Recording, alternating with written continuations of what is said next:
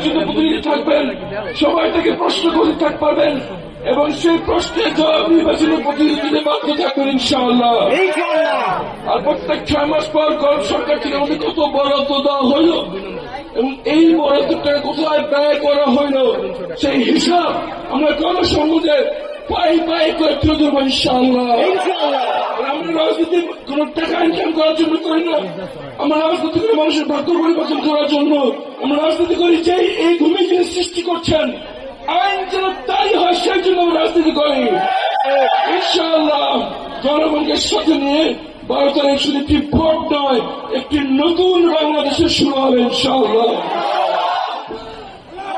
এমন একটি বাংলাদেশ আমরা দেখবো যেখানে থাকবে না পেশি শক্তির ব্যবহার, থাকবে না কারা শক্তির প্রয়োগ, থাকবে না দুর্নীতি, হবে না চাঁদাবাজি, হবে না প্রকাশ্যমূলক বিক্রি।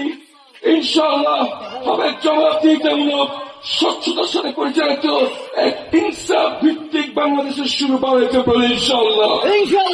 যদি নতুন বাংলাদেশ আমরা দেখতে চাই তাহলে সবার আগে জুলাই সনদের যে গণভোট অনুষ্ঠিত হতে যাচ্ছে সেই গণভোটকে 2/3 সংখ্যাগরিষ্ঠ নিয়ে আমাদের হা ভোটকে জয়যুক্ত করতে হবে।